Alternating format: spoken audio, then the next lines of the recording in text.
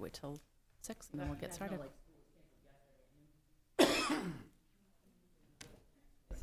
Perfect, thank you.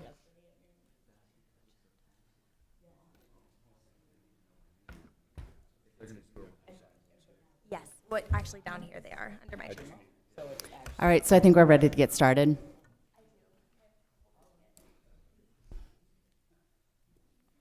And these All right, so I will call to order the Planning Board special meeting for February 28th, 2023, and I will start with the first item on the agenda, which is roll call. Start to my left. David Trask, Paul Jacques. Stacy LeBlanc. Evan Sear, Tony Ferraro. Tim DeRoche. Amanda Garrett. And we have two members who are absent, Riley Bergeron and Darren Finnegan.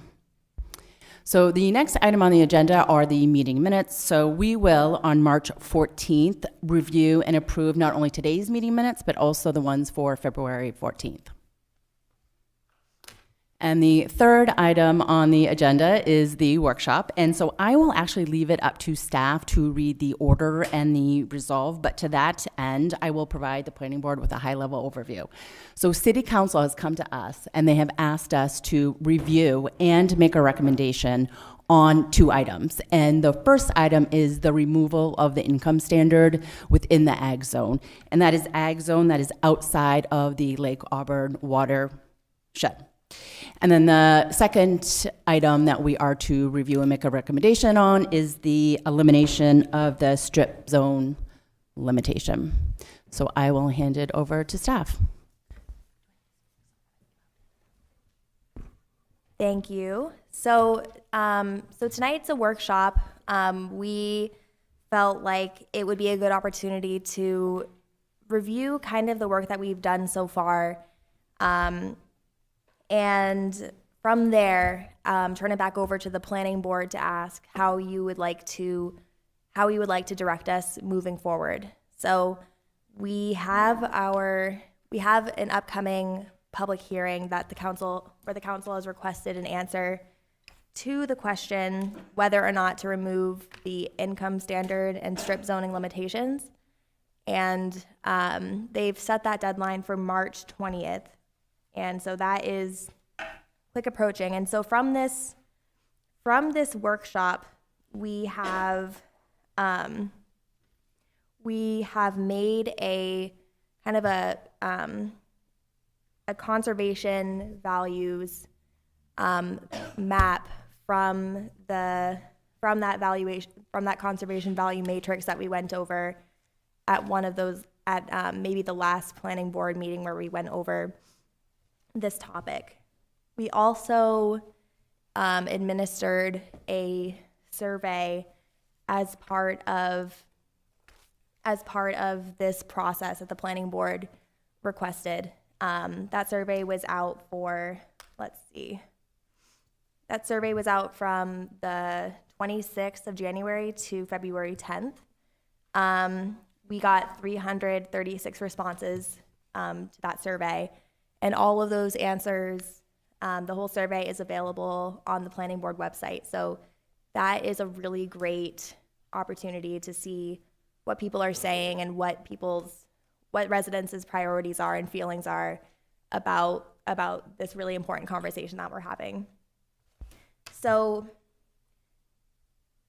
we see a few options based on what we've talked about so far, and our suggested action for today is to direct us how to move forward. So in the planning board, in the staff report, one of the first option is to amend specific portions of the zoning map from agriculture and resource protection to a residential zoning designation, like rural residential or suburban residential or form-based code or one of the other zoning districts in the city which allows residences based on the conservation and economic services valuation map. And if we chose this option, it would uphold the income requirement in the remaining agriculture and resource protection zone. And it may initiate a zoning map amendment and could necessitate a comprehensive plan and future land use plan change, if this were the way that we would go. And we can walk through each of these maps as well. Option B, pursue a zoning text change replacing or eliminating the income standard as proposed. This option would remove the income requirement in all areas of the agriculture and resource protection zone, and it would necessitate a comprehensive plan and future land use plan change if that were to be the case. This option reflects the text ordinance amendment that is in front of you. Option C is to amend some or all of the areas of the zoning map shown in this blue highlighted area here, also available in Appendix C of the staff report, to allow for higher density development while maintaining a possibility for city easement access. This option would uphold the income requirement in the remaining agriculture and resource protection zone and could initiate a zoning map change and a comprehensive plan and future land use plan change. What these areas are essentially are areas where it's close to turnpike access, and just areas that have been identified as kind of a land bank for, in the past, for mostly industrial use that's now could be more suited for residential use in the future. And we can talk more about that.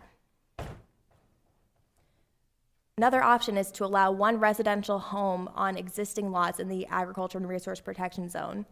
This option would uphold the income requirement for any new lot in this zone, but would not require this restriction for existing lots. So that means in all existing lots in the ag zone, one house could be allowed if this is the option that we were to pursue. Next, remove strip zone limitations in rural residential and low-density country residential areas abutting the ag zone. This item would require a map amendment and a possible change to the comprehensive plan and future land use plan. It would also uphold the income requirement in all other areas of the ag zone.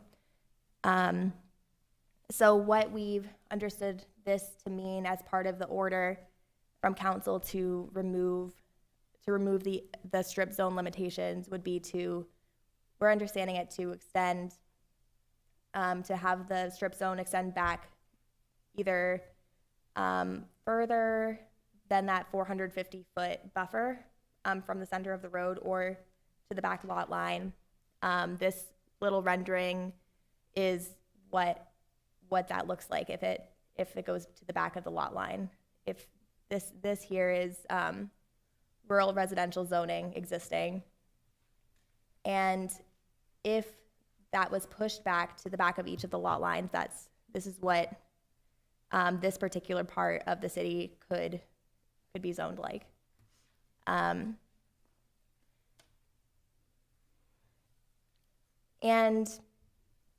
as part of this discussion, we have this really, really comprehensive map that has put together the conservation valuation matrix into a visual format where we can see where in the city are these are important habitats, where is the forested land, where are the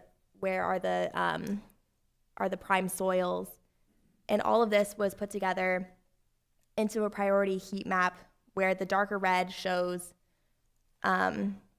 where, based on that matrix, which we came up with from the comprehensive plan and from talking with you all and from the recommendations from the SNRB. This is what we came up with, and we can explore that.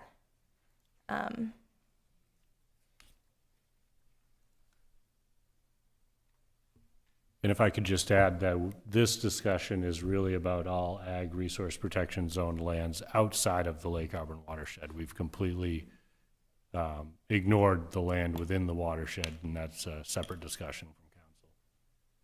And the brighter the red coloration you see on these lots means there were more of the environmental or land attributes like prime soils or floodplains or habitat.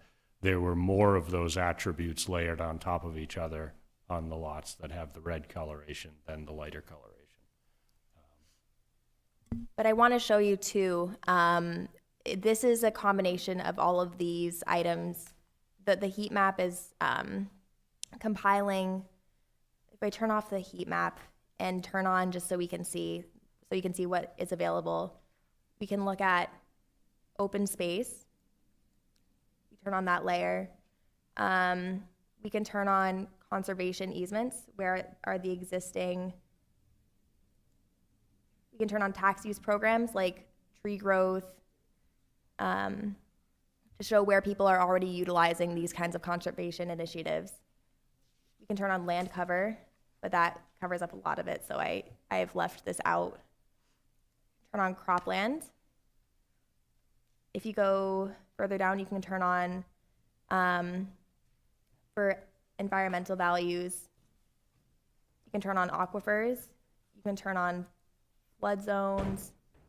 We have inland waterfowl and wading bird habitat, Lake Auburn watershed, which will show up on this map too.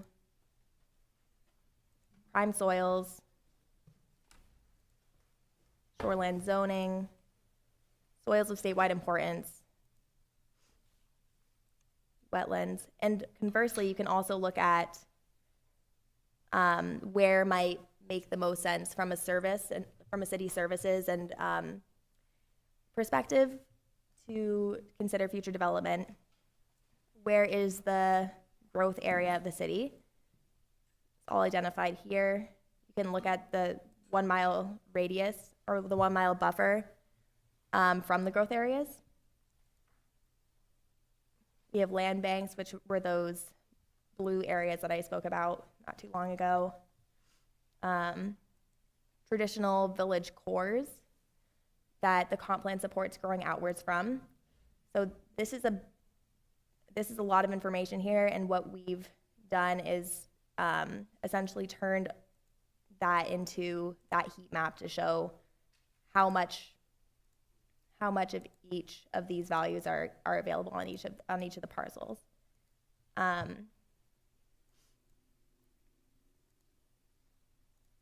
We also have maps that show where existing farms in the city are, so we can see kind of what Auburn has going actively for agricultural practices, and so we can see what we're talking about here. And one comment on that, I think this map has more information than you can look at all at once and make sense of it, but allows you to turn it on and off and look at those specific pieces. And as far as the existing agricultural uses, the only data that we've had in the past for existing agricultural uses has really been county level data and not specific to Auburn. But Catherine will share the map with you that largely Joe Gray has put together by taking feedback from anybody that will provide the information and images for existing agriculturally used lands, and driving around the city himself really, and has created a pretty impressive database of it's over 100 individual uses that are identified. I'm sure there's some that are not on the map. You know, it can't be completely inclusive, but a large number of parcels with individual information on each of the parcels, including images that you can use to just look around the city and recognize how much agriculture is actually happening, whether that's a hay field, pasture land, crop land. Really is a pretty comprehensive database of that information that we've never had before. It was very time consuming to put that together.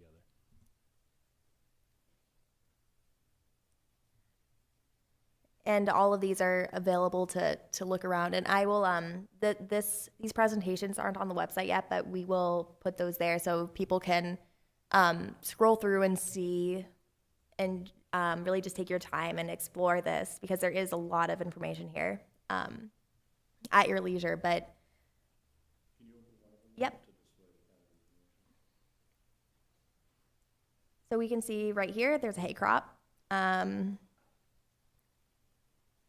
It shows the type of agriculture happening, more hay. Let's see.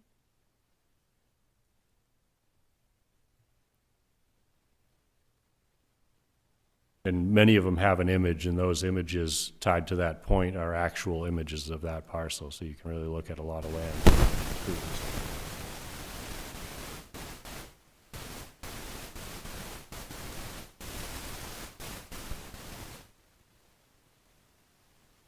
This was a ton of work, and it's really what's happening on the ground here right now.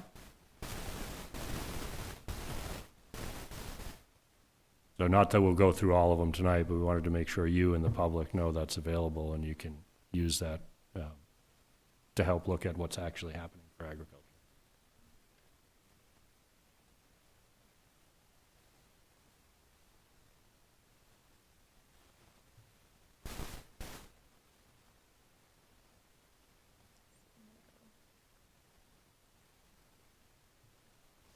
So,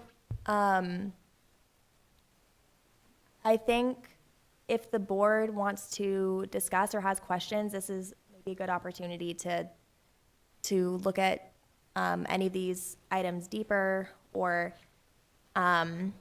maybe answer any outline questions. One thing we could do also is take a look at those options for moving forward and see if there are any that maybe you want to eliminate outright if you think that that's not a way that you want to go.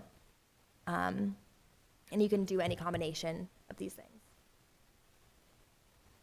Yeah, so that's what I was just going to say, Catherine. So like these are suggestions that were put forth. And then to that end, we can combine, we can remove, we can pick one of these, right? So I think it's kind of up to the board to, obviously we've all read our packets, we've looked at the suggestions, and if you have any questions, I guess I'll open up to the group.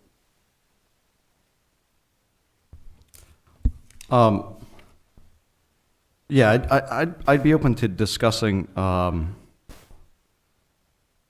guess at least three of the options, but I'm looking at D, allow one residential home on existing lots in the AGRP zone. This option would uphold the income requirement for any new lots in the AGRP zone, but not require this restriction for existing lots. I don't know how everyone else feels, but in reading through that, I'm not sure that that's worth pursuing. When I look at that specifically, because my thought being that essentially creates a situation of inequity where we provide a benefit to current landowners, and we say if you are blessed enough to currently own land in the ag zone, then you can do something with it. And everyone else, essentially as a second-class citizen, is now required to meet an additional requirement that you didn't have to meet. My fear is also that if we were to pursue that, anyone who's thinking about splitting their land, my assumption is that they would do it in a hurry. My worry being that it would create a scarcity. It would create both a boom of lots being sold, but a scarcity knowing that those lots need to close by a certain date. And I think that would drive those real estate prices on that land up. Well, There's that piece, but my primary concern is the first one that I raised. Well, and then I'll just add on to that, I'll add on to your thought that you just had. So I guess if you pursue that, right, and just like you said, those lots become buildable, then are we not back to square one where we have ag zone limitations with the income standard, right? Did we just not just do a full circle on that then? Yeah, I agree. So I'm not in favor of it, but. Can I ask the general purpose? So it looks like there's been some evolution of the income statement. Can I ask for the actual original purpose behind it, and why the why behind it? I can take that. In 1958, the city had commissioned a report called the Blackwell Report. We have that available on the website. And it really identified that the cost of providing services to all of Auburn, if you spread housing over the entire community, we were seeing a lot of very small homes, large family sizes. After World War II, it referenced that there was a boom in this sort of homesteading, small homes, large family sizes, and it was too expensive to provide services to the population, or more expensive to provide services to the population than what it generated in taxes for these low-value homes with large needs for services. I think also at the time, we didn't have current use tax programs like we do today. In a sense, farmers or large lot owners were sort of a convenient partner in establishing policies that created sort of an urban growth boundary and cut off the rest of the city to the needs for services, because they saw it as a way to reduce the value of their land in the sense that their tax bill was less. We do now have other programs that do that for you if you're truly using your land for forestry or agriculture. So, that part of it is not as critical, but it really was a way to create an urban growth boundary and concentrate our development in areas closer to the center of the city. The original zone was called the Farm and Forest Zone. It wasn't called the Agriculture and Resource Protection Zone. And the original ordinance said that in order to build a home, you had to have a bona fide farm. And for years, people fought about what does it mean to have a bona fide farm. And then through processes similar to what we're having here, planning board members and city council came up with the standard that bona fide farm was changed to a farm that generates more than half of the household income, as a way to really sort of anchor that house as being there for the support of the farm rather than being there as its own use. It was really there to support the farm. You can't, in a lot of types of farming, you really need to live on the land in order to operate your farm. That was a way to try to have a more measurable standard, really, than trying to demonstrate that you have a bona fide farm in order to build a house. That stayed the standard for decades until it was 2017-18, I think, when we changed to the 30% income standard. I don't think changing to the 30% income standard was significant in itself as far as promoting more farms or more housing.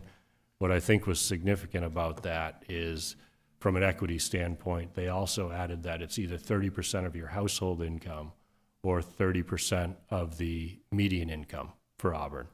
So that set a bar that is the same for everybody, regardless of how much money the other members of your household make. And really set a bar of like $15,000, $16,000 now per year in agricultural sales. And that's gross income. So you might spend $13,000 to earn $15,000 and still meet the standard. It's not a net profit figure. I think that was probably the most significant part of it, is that it set that bar that was equal for everybody regardless of their household income. Because we're really seeing a lot of new farms require somebody's working off the farm, bringing home the insurance, bringing home a steady paycheck, and that allows the other member of the household to operate a farm, is what many of the small farms are doing. So I think I know the answer to this question, but just because we're talking about the income standard, or there are other localities, cities, towns in Maine that have an income standard in the ag zone? I don't think there's anything like it in the state. I think at the time it was really forward thinking, but I think, a lot of things have changed. It's given Auburn the benefit of reacting to new information and changing circumstances over time, rather than having to decide how all the land's going to be used at one point in time. But it sounds like the original purpose was to help target growth in specific areas, not to encourage agricultural development. Yeah, and I think it does both, but I think its primary purpose was to have planned growth and not to spread the growth evenly across the entire 67 square miles. Thank you, Dave, for asking that. I was going to ask for the legacy and the income requirement as well.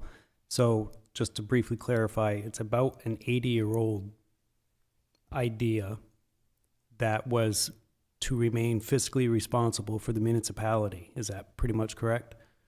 That was a major driver since 1960s. Is Auburn currently in a position where that fiscal responsibility would be such a burden? Or is Auburn's budget allow where if those areas were developed, giving our current tax base, it's kind of an antiquated notion? Large undeveloped blocks of land used for agriculture and forestry really generate little to no service costs compared to homes. I think I can say with certainty that it costs more to provide services to residents that are farther from the core of the city. I think the dynamic of how much of a difference there is between land use and taxes versus service costs has changed substantially in that there are fewer children per household. So there's probably not as much of a difference as there was, but it is cheaper to provide services to residents that are closer to the core of the city where the services exist. Thank you. I have an additional question, but I think Amanda has a question on the same topic, so go right ahead. With dropping the income standard, are we at risk of losing farms, active farms? I think that the ag zone provides low-cost land compared to residential zones for farms to start. So I think that's probably the biggest protection of the ag zone is that it depresses the value of the land, so there's a lower entry cost for somebody that wants to farm. You also, certain farms receive a lot of complaints from their residential neighbors when they're spreading manure on the fields, or apple orchards spraying their crops isn't necessarily something you want right next to your swimming pool or your yard. So I think there's value in separating those land uses from residences. That doesn't, but that separation doesn't exist everywhere either. Auburn has done that better, in my opinion, than other places. Thank you, Eric. My additional question was referring back to the heat map that Catherine was going over. With that heat map, I have a question regarding the plots of land. Do these plots represent municipality-owned plots, privately owned plots, commercially owned plots, or any combination thereof? Combination. All I think they're just parcels. They're parcels of land with their current boundaries. And I noticed it's actually quite heavy of the western shore of Taylor Pond, knowing that a lot of those plots really aren't developable because they're marshland or whatever. Just by seeing it, what would be the advantage in changing those lots that close to Taylor Pond's watershed?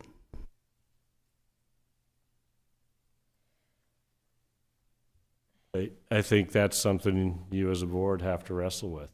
It's, there are some areas that may not make sense to allow for more housing. I think there are a lot of areas where we could, and housing is needed. So, I have a very pointed question for staff. We're talking as though we're going to allow something that's not allowed. Can you show us which of those agricultural lots you're not allowed to put a house on today?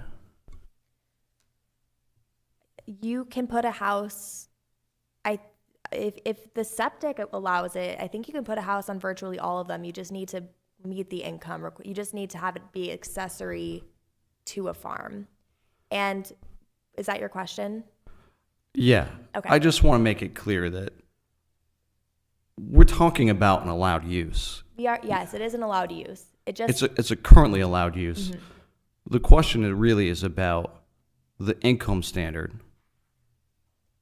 and if we were to amend the income standard, how we would do that in such a way to meet the goals of the comp plan and the intent of the ordinance. We're not talking about changing the ordinance to allow houses where houses are not currently allowed. Right, right. I do have another question about your map. So your heat map is parcel specific. My assumption is that you guys must have maps that are, for lack of a better word, area specific, that don't follow parcel boundaries that you used to identify these things? That's correct. Okay. So what drove that is that it was 50% or more of the lot, and then it would fall under that criteria. Okay, I'm just interested. I've got an idea rattling around, and just thinking about what kind of information is available to us that isn't drawn along parcel lines. Yeah, we can show you those individual layers. I don't know if we can shut parcel lines off on this map. Well, I guess when we Yeah, It's when we still just turn showing off the boundaries. heat map, this shows, if we turn off the SNRB map but turn on, say we turn on, let's say open space, then we go down to environmental values and we turn on prime soils, shoreline zoning, soils of statewide significance, wetlands. And we could certainly modify this map so you can zoom in at any scale and not see parcel lines too. So part of the intent of this zone is conservation open space. And when I think of conservation open space, I sort of think of the environmental piece. Do we have maps that show, I think the state has maps, but do we have access to maps that show things like areas that have been identified as perhaps endangered species or important wildlife habitat, deer yards, things like that? Yep, that's included in this heat map. We don't have, actually, I don't think we have deer wintering areas here. We can add that to the map. We have that on a different map. There should be significant wildlife habitat.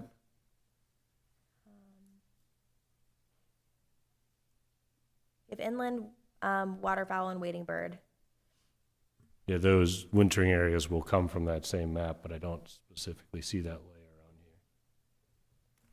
That's something we can do, is add that.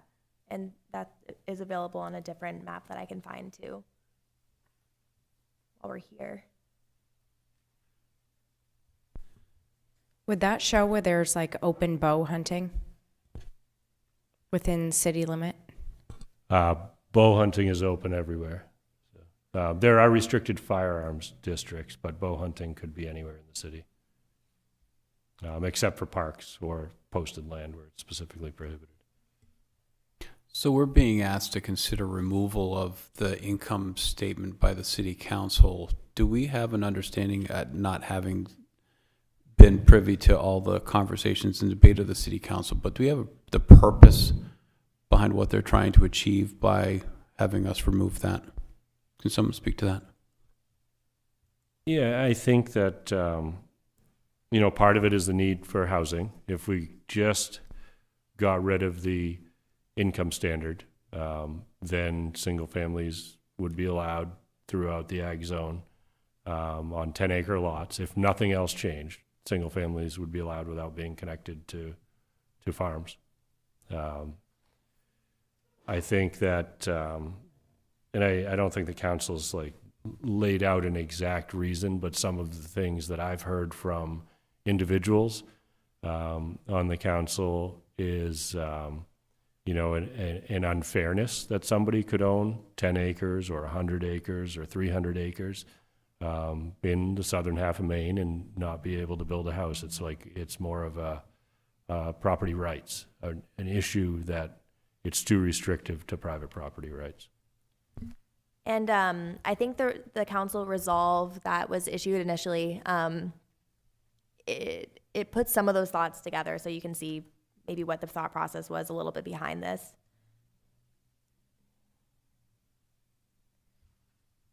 The resolve that got us talking about this issue.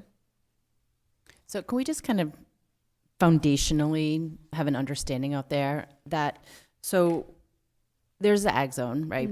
And there are lots within the ag zone. And people own these lots, right? There are landowners. They own this property, right?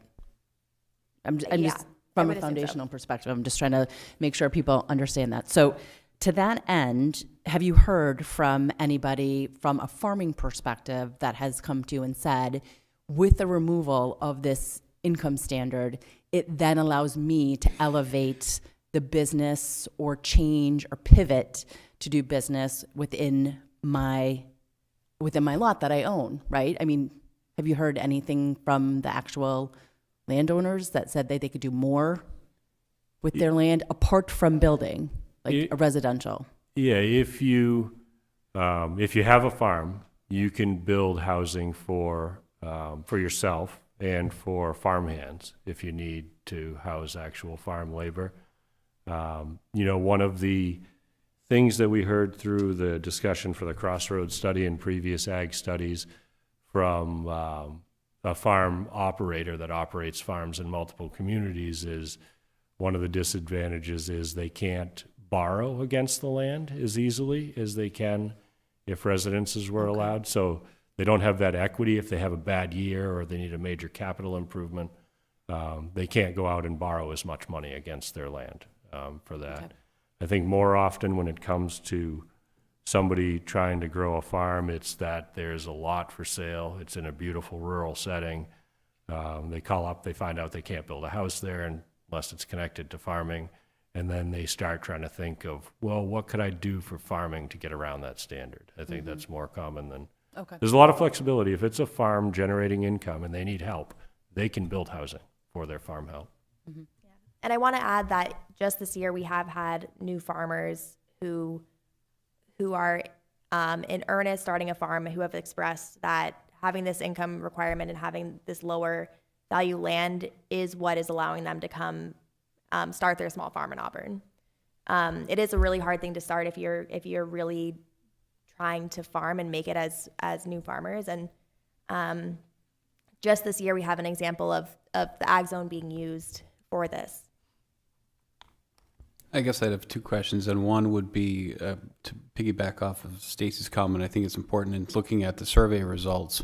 The majority of the survey respondents were actually living in lots of less than 1 acre, so they're not representative to me of the people that are in that zone.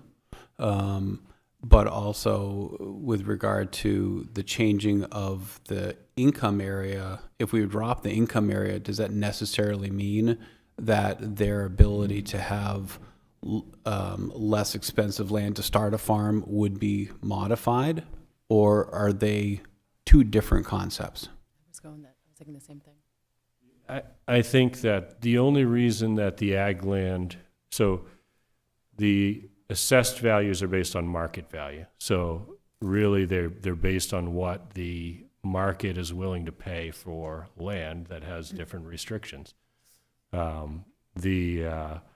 General business or industrial zone land has a higher value than residential land in a lot of cases when it has utilities.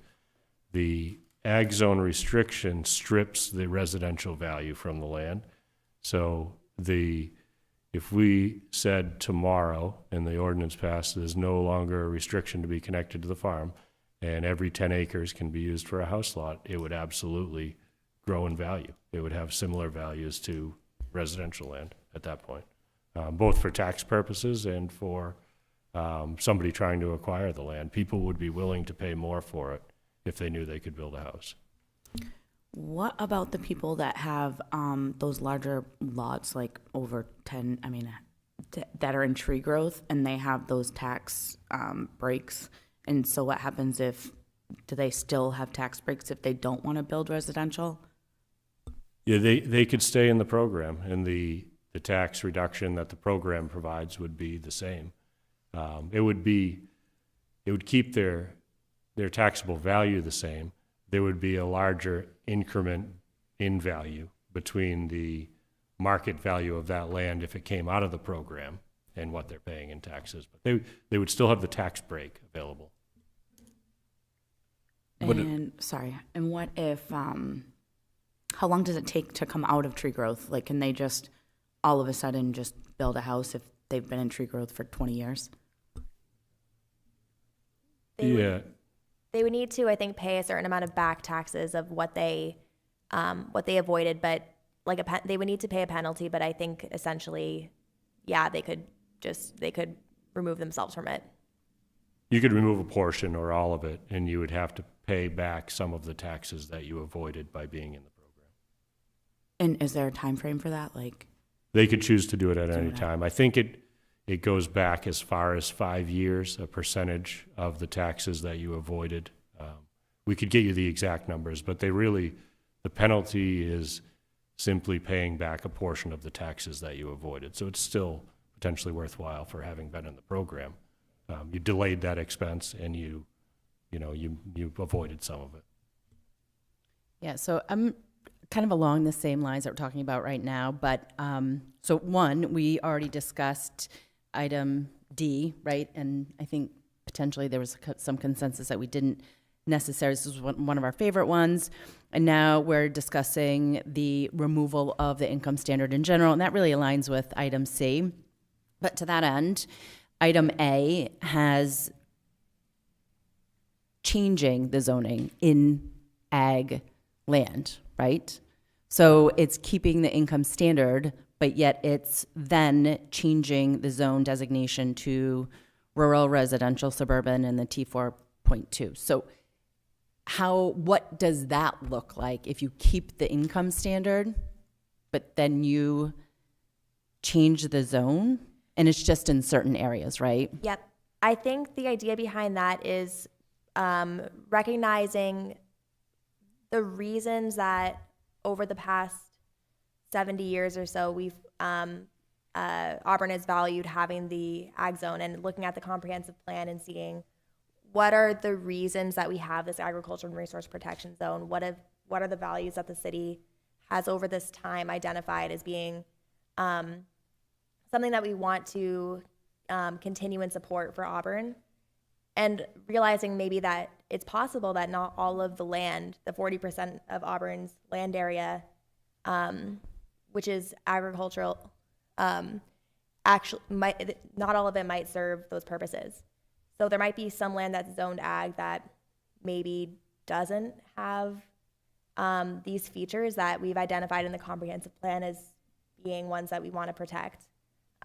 Like habitat and large areas of open space and prime soils for farming. So the idea there would be to identify those areas and maybe change the zoning of those particular areas to a different zone that we already have, say that does allow homes without the income standard, because all of the land So doesn't changing the allow zone. homes. Yeah. Yeah. And keep the rest of it as is. So keeping essentially the form and the function of the ag zone, but taking a look at where is it applied and why. Yeah. So I keep going back to, these are people that own their land, right? They own this land. Mm-hmm. So to that end, we would be saying you live in an ag zone now, and our recommendation is to change your zone from ag to rural residential T4.2. So we're changing I'm not saying we, but I'm saying collectively, right? The suggestion is to identify parcels of land that are currently in the ag zone and completely change the zone altogether. Yes. And what is the impact for those landowners? And that's not new. I think every comp plan and most councils over the years have chosen to expand some, but it's been mostly from the core outward in a deliberate way instead of evenly spreading that growth. It would increase their value. The people who have that, some of them would be happy. because they increased in value and they could build houses. Some of them might not like seeing more houses because they bought into a rural setting with those restrictions. Okay. I'm sure there would be some on both sides, but it would also allow for the new growth to happen in a way that's more concentrated than using up 10 acres of woodland or potential farmland for each household. You could have a smaller lot size and concentrate them in a similar number of residences in a smaller area. This map that I have up here, Appendix C from the staff report, it kind of gives a bit of an idea of what something like this, like areas that we might consider if this is an option that you want to pursue. Actually, I'll turn back on the SNRB recommendation map. So if we look at the growth areas of the city and then the areas close to that within a mile, land banks, like I talked about before, having had those industrial uses in the past, maybe that aren't suited for agriculture and resource protection right now. This is an option that we can pursue if this is what you guys think we should do. And I think just to explain the land banks a little bit further, that area on the western side down near Danville Corner, a lot of that is more in brick, land that's been mined, and then up towards the other two blocks as you move to the east. Those are areas that in the past have been identified as potential either turnpike access or commercial development around turnpike access, or potentially for residential development around further turnpike access. A few minutes ago, Stacy really, she and I think, were going along the same lines when she was talking about options C and A. My personal take, part of what I think makes Auburn really unique is its two lakes. And I think that's part of what makes Auburn attractive to a lot of people. It's part of a lot of Auburn's natural beauty. Would we be, and so basically, I think what I'm saying is habitat and open spaces around both of our lakes is important, at least to me. So we could consider maybe a hybrid between A and C, which also protects habitat, open space around the shoreline of Taylor Pond as well, correct? Sure, yeah, watershed protection components or. Is there a limit that we could put on how many parcels are divided and sold within a certain amount of time? I think that was partly why some people had suggested and discussed the idea that every existing lot could be developed, but not new ones, to sort of slow that development. I know in the past, one of the proposals, we were looking through old planning board files, and this discussion has been wrestled with by every planning board probably over the last 60 years at one time or another. And one of them was not to allow new subdivisions, so not to allow a parcel to be split into 3 or more lots in a 5-year period. That was one proposal that had been floated in the past. There's been proposals around legacy owners. Clearly, that's not something that, giving a legacy owner a permission that a new owner wouldn't have is clearly not something that you're interested in, and could have its own problems. I agree with that. But some kind of a slow release of lots by not allowing more than one split every 5 years or more than 2 splits every 5 years. But that still does spread those houses sort of evenly over and randomly over the entirety of the ag zone. There are, like, depending on which zone it would get changed to, there's already some obviously limitations as to how many homes could be built, and at the same time some economic limitations for what's required when you do subdivide something.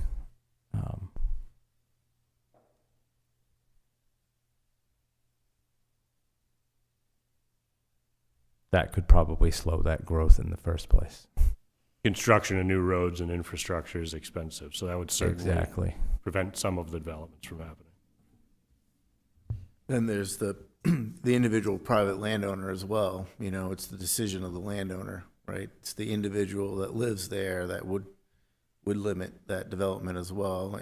And that we talked a little bit, and we touched on the wetlands and the significant habitat and the things like that. Those are physical limitations, slopes. We talked about that. This planning board talked about slopes. Those are other limitations that would slow down development in this area as well. Any differentiation between landlocked lots versus those that are abutting a street or something like that? Would there be any difference in potential classification of the zone and or tax amount? Well, often for landlocked lots, they are unbuildable because you need to have a certain amount of road frontage in order to build. So that's not necessarily, that can be circumvented if somebody builds a road, but that's expensive, and that would be, so if that is the case, that often removes that option for people, unless they're trying to do maybe a larger subdivision.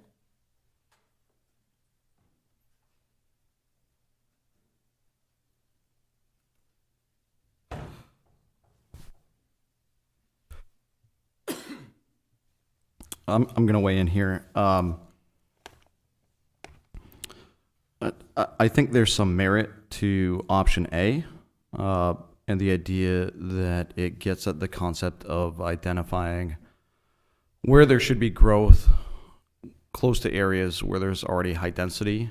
But I don't think we have had enough time to discuss that, and quite frankly, that's not what the council is asking us for.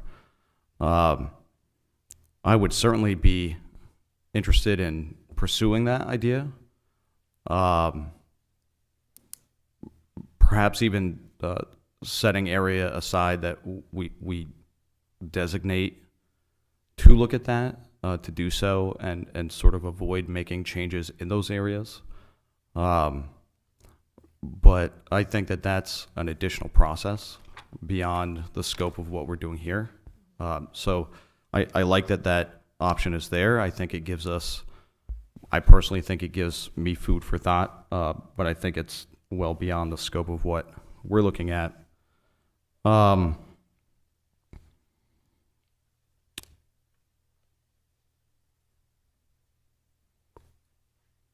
of B, I'm looking at, and staff kind of pointed out that, and this would happen in A too, that these things would be subject to ideas like wetlands, those things that were identified in the survey. I guess as I process this, I'm not sure that leaving the income requirement anywhere is really fully meeting the intent of what we're trying to do.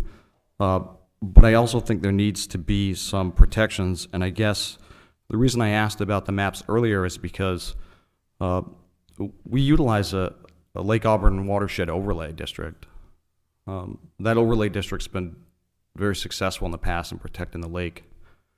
And as we move forward, I like C. I like the idea of replacing an income standard with an overlay that identifies things like wetlands, significant wildlife habitats, soils of statewide significance, other ag soils, and that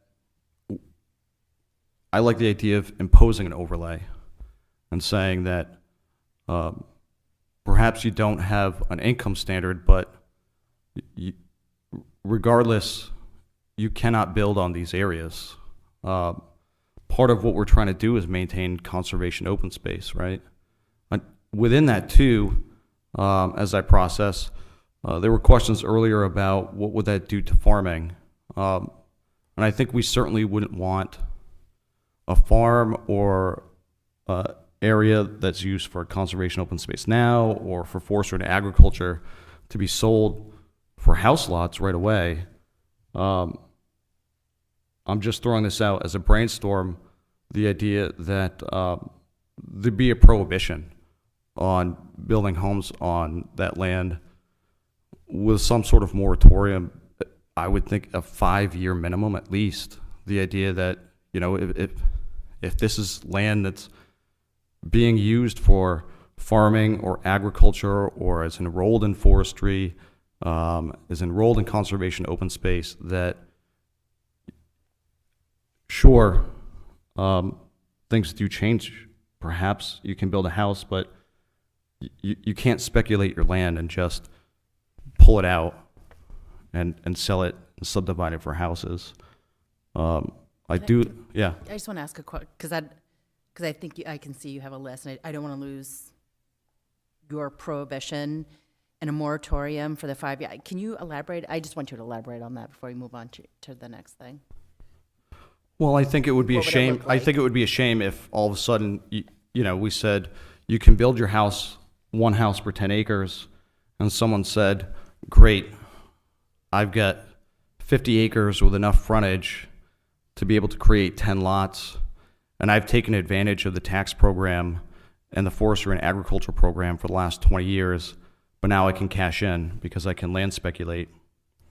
The idea being that there'd be a moratorium on that and say, well, sure, you can subdivide those 10 lots and you can sell them, but no house can be put on there for a certain period of time. Those lands have to be withdrawn from that use, and then there'd be a period of time before a house can be built, such that it discourages people from, say, taking a hayfield. And we do have lots of those. People don't think of it as agriculture, but it's an important resource in the community. And say, well, you know what? I'm gonna split off 20 acres of that, and I'm gonna sell that tomorrow. It sort of creates a disincentive to do so, because the only way they can sell those as buildable house lots is to stop deriving income from that for a certain period of time, 5, 10 years. Also, if they're enrolled in a tax program, saying if you've gained the benefit of a tax cut because you've enrolled in conservation open space, you cannot just pull that out and sell it tomorrow and build houses on it. I'm just thinking of ways to discourage that, and I'm not sure that's the best way. I'm just throwing out ideas that I've been, I know, quiet compared to usual, but I've been listening. I think that another way to do that, staff did mention this, and this is something that was mentioned the last time we talked about this, was not allowing subdivisions or allowing one division of a parcel every 5 years. So that way, even if you had that 50-acre parcel, you could turn that into 2 parcels, but, you know, you're going to have to wait another 5 years before either one of those parcels gets split again. Can I ask a question on that? Yeah. Sorry, I just don't want to lose this great train of thought that you had. So currently, are subdivisions an acceptable use within the ag zone? A subdivision is simply subdivision of land. State law changed in 2018 to also include creation of residential units to be included in subdivision, but if I were to take 30 acres and split it into 3 lots, for instance, what we saw at our last meeting on Cammage Avenue, that was a lot that was split into 3, and we reviewed that as a subdivision, not because there were 2 other additional houses being built, but because there were 3 lots being split. within that 5 years. There would be 3 lots being created within that 5 years, So the answer is yes, you can do it now. It's still a subdivision. Okay, so in the ag zone, assuming you're meeting the 30% income standard, you can also create a subdivision within the ag zone? You can do it either way. It's just if you, whether or not you can put a house on it and live there in that house depends on the income standard. But you can, in theory, split a lot into, if you have 30 acres, you can split it into 3 lots. And then the issue after that is the person on the land a farmer and wants to have that house as a secondary use to farming. Could I add a comment to add on to what Evan had said?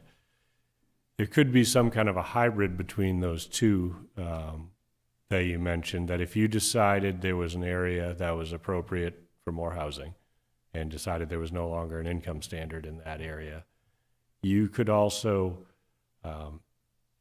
use those other environmental or conservation values to dictate which parts of that land are potentially used for houses. So if you have the 50 acres and I come to you and I cut your hay fields and I deal with you as a single person, that's much easier than me having to go to 5 different homeowners to be able to cut hay on 10-acre lots. So if you were to go in that direction, my suggestion would be that maybe you're allowed to do 5 lots on 50 acres, but those could be 5 1-acre lots, and 45 acres could still be available as a single parcel for more rural agricultural uses. I don't know the exact numbers, but that's a possibility by avoiding those criteria of the land. Yeah, you're essentially discussing like a cluster development. Yeah, conservation or cluster subdivision.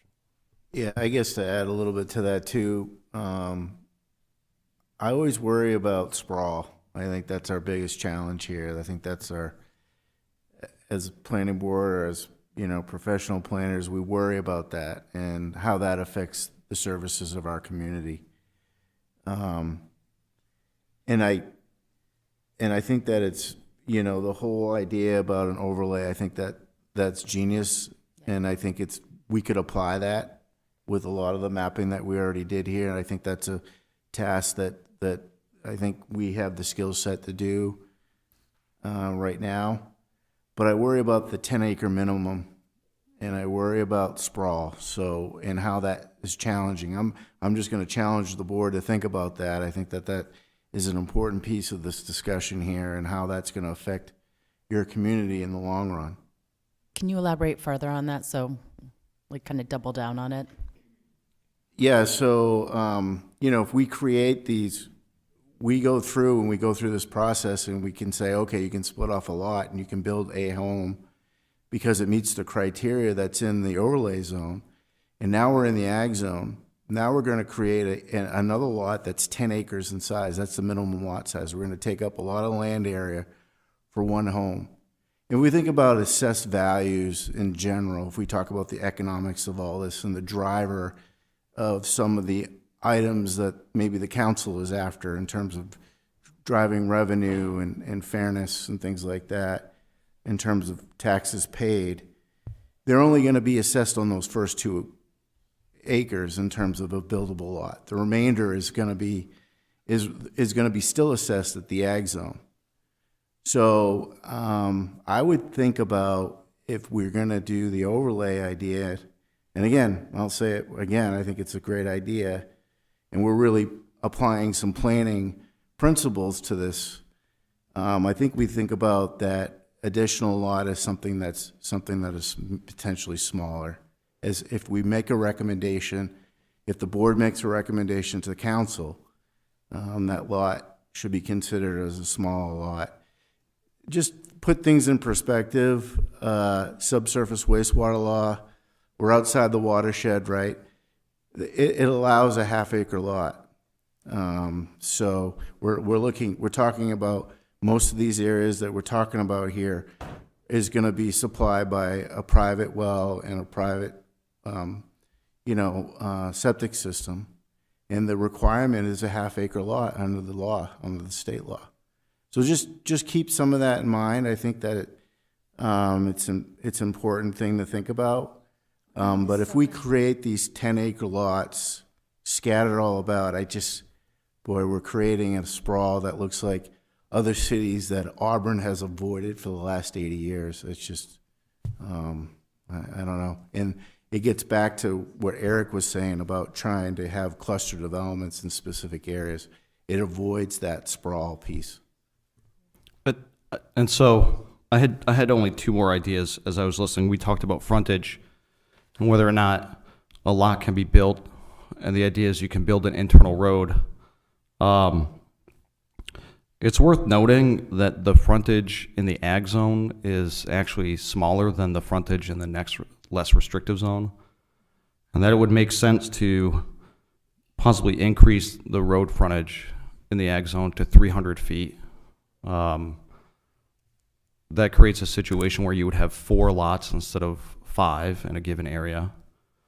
And it's worth thinking about saying that the frontage needs to be on a public way.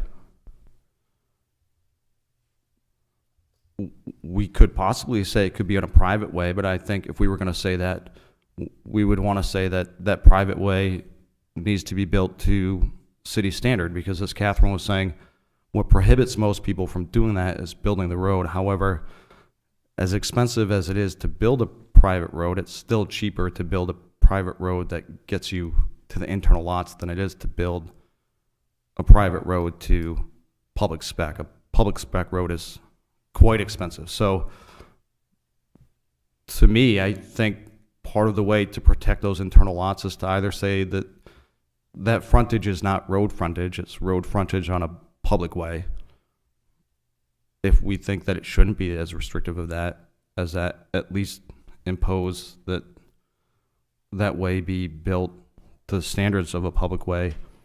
And I think one of the pieces of the ag zone, one of the purposes of the ag zone is to maintain open space. And so I think it would be important that we at least consider that when talking about building the lot, the idea being that perhaps we should, if we do move forward with this, think about the idea of imposing a limitation on the percentage of the lot that can be improved or developed.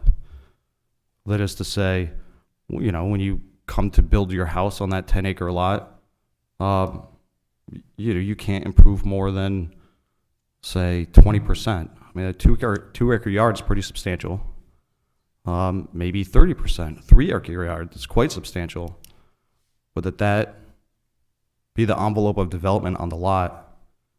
Ostensibly, if you're talking about needing road frontage and frontages and driveways and the expense, the idea would be that that would encourage homes to be towards the front of the lot. If we're discouraging building homes in back lots, it's a way to meet the goal of allowing a homeowner to build a house on their lot while also helping to preserve the open space, particularly the contiguous open space that occurs at the back of lots that spills over onto internal lots. Anyway, these were some of the thoughts that I was writing down as I was listening to everyone. So I decided to share them. Back to the sprawl conversation. The blue map, Appendix C,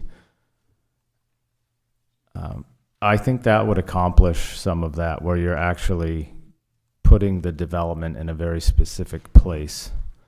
And it is based on those heat maps as well, where it's areas that, and it also aligns with the comp plan and will maintain a lot of the contiguous open space that the Auburn residents definitely value. And it was nice to see the survey results pretty much aligned with the goals in the comp plan as well with that. But I think something like this aligns with a lot of the, I don't, everything else that we've been talking about, keeping the contiguous space, open space, but also clustering the development in certain areas where the services can be provided in a pretty efficient manner, even if there are some new roads built. There's going to be a lot of properties or homes on those roads. Services has been mentioned several times. Which services would these new houses receive that doesn't currently exist? I guess we're still plowing those roads, correct? The school bus still chugs the diesel to drive by the lot that doesn't have a house on it now. Yeah, I think an increased population along a rural road may call for a higher level of service, either more stops, Which more, service? more frequent plowing, more trash pickup. I don't know that we can quantify the difference between picking up a kid closer to town versus farther from town, but it does cost more to go to rural areas for more stops than it does to have a kid walk to school. So more stops, but the buses are already driving by. They're already out there. Yep, I think that we So maybe are just allowed carbon to emission. prioritize plowing would be one of them, that you don't plow the rural roads as frequently as you do the more traveled roads. And so why would these be plowed any more often? So maybe they wouldn't be, but there would certainly be more people asking for the potholes to be repaired, the roads to be plowed more. If you have more residents, we receive more requests for a higher level of service. And many of the rural areas receive a lower level of service, and that's accepted by the few residents that are there. But to say that, we would also have a higher tax income because of the residences there, which would offset the additional cost that we were just talking about, correct? There would certainly be more revenues. I think that we don't know if the revenues would exactly cover all the costs or not, but I think there's less of a gap than there used to be because they're smaller families. But we don't have an Auburn-specific cost of community services study to say one way or another for sure. It's basically growing pains for the most part, because our income would increase and we'd have to answer those challenges as they arise, but to postulate what those numbers look like is really kind of impossible right now. Does the income grow faster than the expenses or not? I couldn't answer that. I think to get back to where we started tonight, looking at our options, I think it's important to regroup and look at those options. We've all been bringing up some really valid points, but to remember why we're here, and we're here because staff needs answers to those things. For me personally, I'm really leaning towards C with a hybrid of C. I've really liked what I've heard about habitat and open space prohibitions, and some overlays where even if we remove the income requirement, even if it's not a wetland or whatever, there are certain areas where you just can't do for conservation of open space and everything that the public has said is really important to them, and I agree. So for me personally, I'm really leaning towards C, a hybridized version of C, maybe with some addendums, but I think we kind of need to get back to... Yeah, no. So I was actually just going to go there. But so A, from a starting point, right? So we start with exactly what people have said, which is our task at hand is to review the income standard and removing it. So, right, that's our overarching deliverable.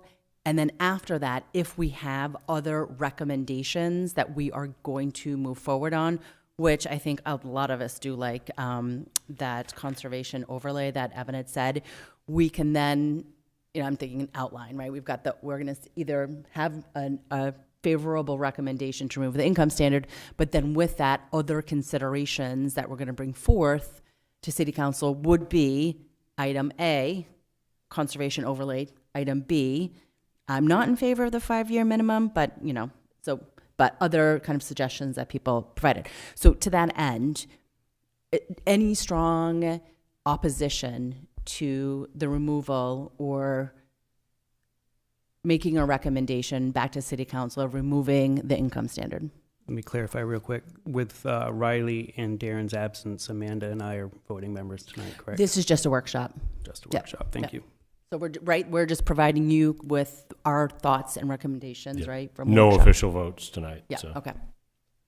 Yeah, I'm leaning towards C. Like I stated before, my passion is our lakes, and I would like to see an overlay that excluded certain developments within open space line of sight of Taylor Pond's watershed and just natural beauty. Okay.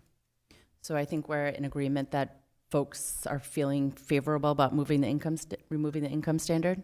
Any? Yes. Yes. So does that give you what you need from a starting point? Yeah, I think the public hearing, and we'll talk later about when that public hearing is going to happen. The public hearing will be on the removal of the income standard as the council asked for and the strip zoning limitations. But you certainly have the liberty of recommending something that replaces the income standard. So that part of this discussion Replace or enhance? I don't want to be a wordsmith, but can we? I guess it comes down to, do you still want housing to be connected to agriculture and to provide that growth control? I think that's the real question. Just getting rid of the income standard just means housing's allowed without a connection to agriculture, and that the growth can happen throughout that land area. It sounds to me like you have some ideas around the specific either conservation or prime soils or values of land, sort of conservation values of land that could be part of a replacement for the income standard to limit where that growth happens to minimize those impacts. But the Yeah, discussion has been helpful for us to hear that. You asked a question, and I didn't weigh in. I would only be in favor of it if we provide an alternative.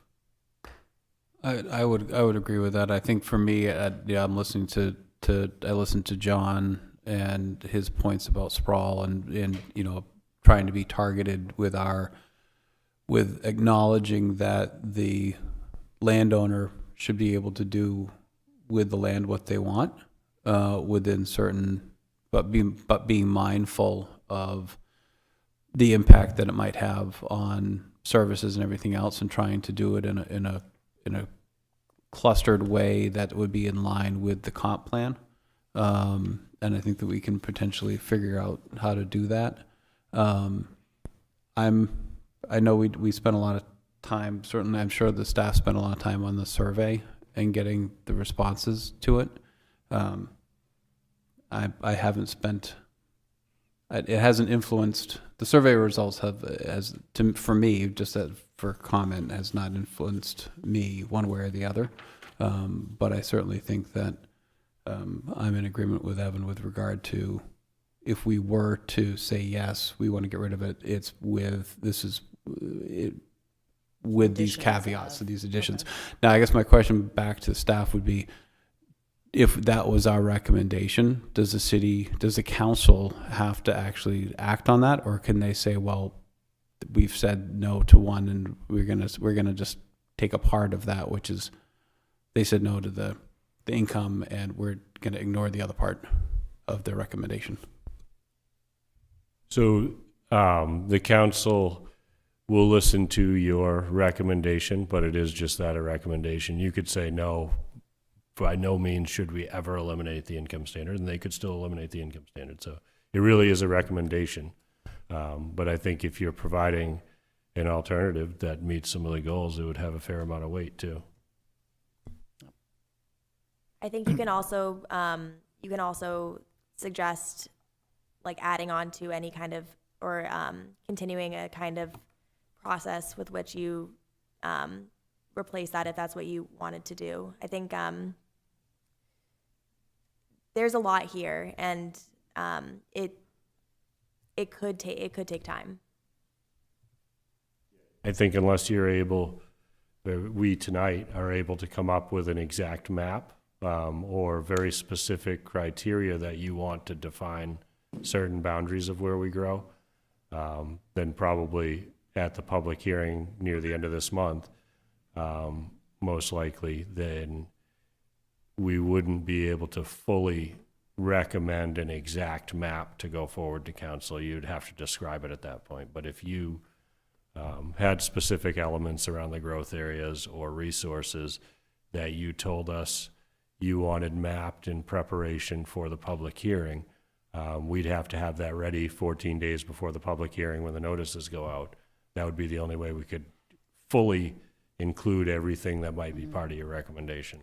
Could you make that possible with some of the suggestions that Evan provided? I think we've all said it in different ways, right? So is there a way to look at that overlay, including A, some things that were talked about here, and then potentially B, items that we haven't thought about, right? I think we could put together a map. I'm not sure we'd nail it the first time to match exactly what your expectations are. But you could give us a little more specifics about what you want included. Do you want that growth area to be limited to a certain distance around our existing growth areas? We certainly have that mapped with the blue areas. Do you want it to extend to the far reaches in the north and south outside of the watershed of Lake Auburn? You could give us more specifics and we could do our best to come up with a map, but my guess is it would take more than one time to refine that map. Yeah, there's the whole public process piece in terms of notifications and things like that. So my thought process would be a time period, within a time period, to get a good, accurate map. That way there we could vet and work through the problem. You know, this is like a giant word problem essentially, or a giant map problem that we've got to, you know, come up with what's in our overlay area. What are we going to use? What is the matrix that we're going to use? You know, what areas are we going to target? And are we going to look at zoning changes? Are we still looking at just ag zone? I think that those are some of the considerations in there. And then secondly, just the housekeeping piece too, but we're going to ask the board to make sure that we really get a clear answer on either removing the strip zones or keeping them, on how it's worded. And there was a specific ask from the council. I think it's important that we keep our sight on that. We have these 4 different criteria, but E is going to be something that is separate. We're not going to drop that from our conversation, and we'll have to have it a yes or a no answer on that one, just to be clear on that. Okay, so just kind of circling back. So I heard what you said, John, about rezoning it, and I don't actually see that as part of the order from City Council, right? So the order from City Council was on whether to eliminate the income standard, right? So I feel like that's kind of what we had talked about, and I think there was some favorable discussion around a conservation overlay, which I do know that we have a map of that already. I guess I'll open it up to the board and see if anyone else has any other suggestions about that conservation overlay. But apart from that, I want to give you what you need.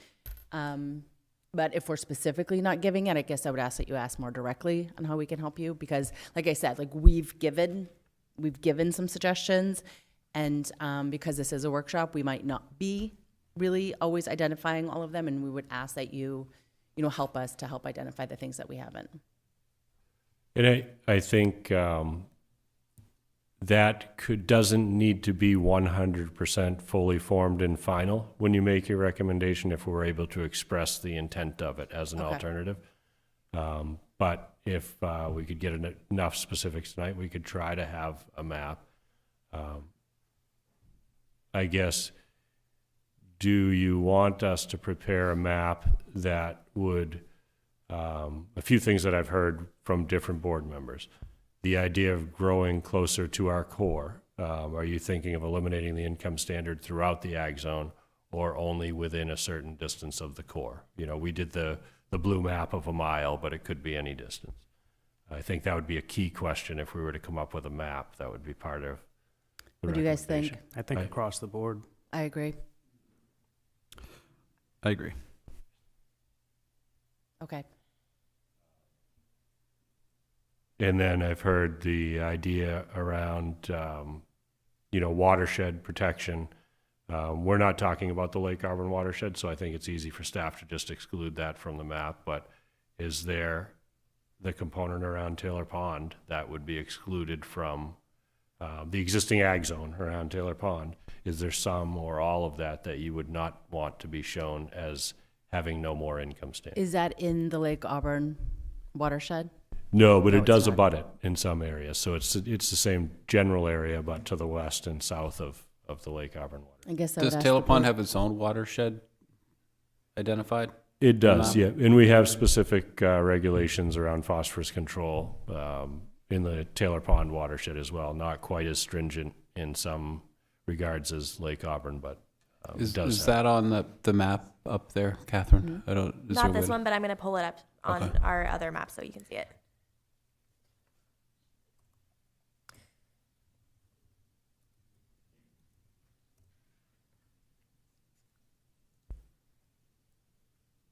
Okay, so I think right now, right, I think we've tried to help you with that map and the conservation overlay. Anyone have any thoughts about, Evan, you had some suggestions, right? The 5-year moratorium, the no subdivision.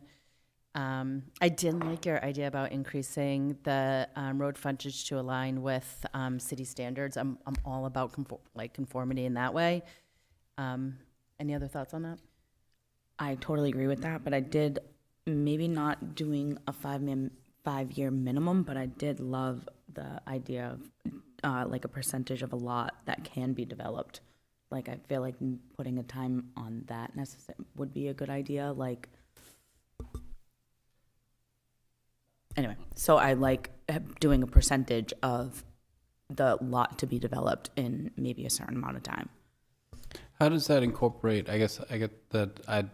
I like John's comment about the clustering and not necessarily having it spaced as 10 acre lot, but yet having a portion of that. I think you kind of explained that it could be maybe at a 50 acre, 45 of it would be kept, and then the other 5 would be.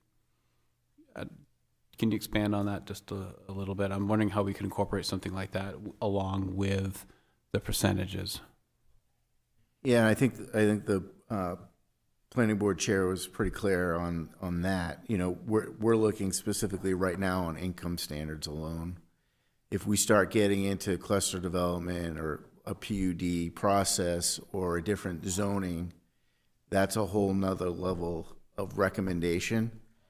I think right now we're trying to, identify the process of how do we eliminate the income standard properly, and then there may be an additional recommendation on how we apply that. So it's kind of a 2-step process.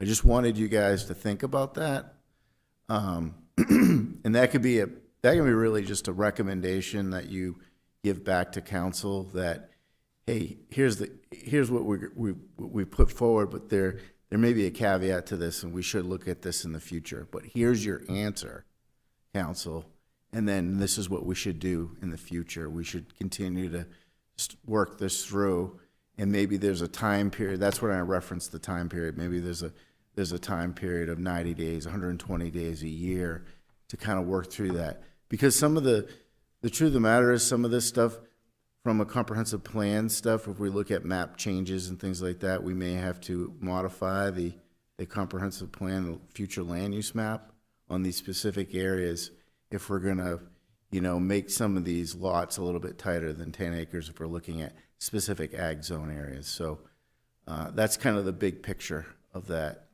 Okay, so to that end, so I feel like you have the answer that you need, right? From removal of the income standard and then that conservation overlay.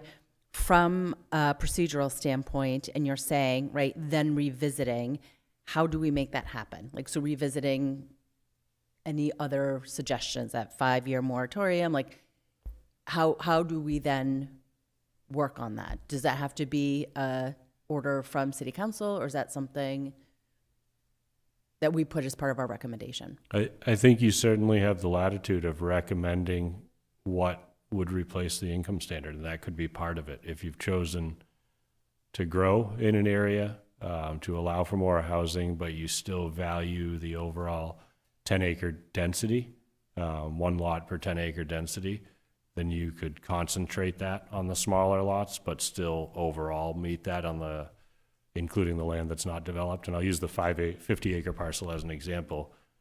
You could currently split that into 5 10-acre lots. But if you were to eliminate the income standard, do you really want those 5 houses spread over 50 acres? Or do you want to allow for a 1 acre per house lot size that creates 5 1-acre lots and 40 plus acres of land around it that Sure. So doesn't my get question for you is, we've decided that we're going to move forward with a favorable recommendation to remove the income standard, then with that conservation overlay. So this other conversation that we're having that is not tied to this order, I guess I would ask your help in, if we want to continue this discussion, then how do we make that happen, right? And is it just with the recommendation? Because I want to move forward with this. I think we all want to move forward with this. Yeah. And if you look at the timeline of events, we could be close on a year of this, right? So I don't.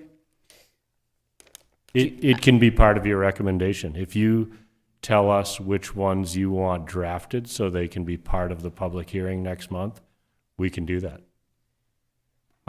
Or you can just verbally say that those are contingencies on your recommendation, that you would like those to be considered before it goes into effect.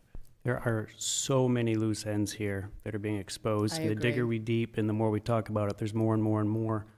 I would advocate the abolition of the income requirement with an effective date. Just throwing that out there, January 1st, 2024. Gives us time as a planning board, gives council time as they need, gives property owners time as they need to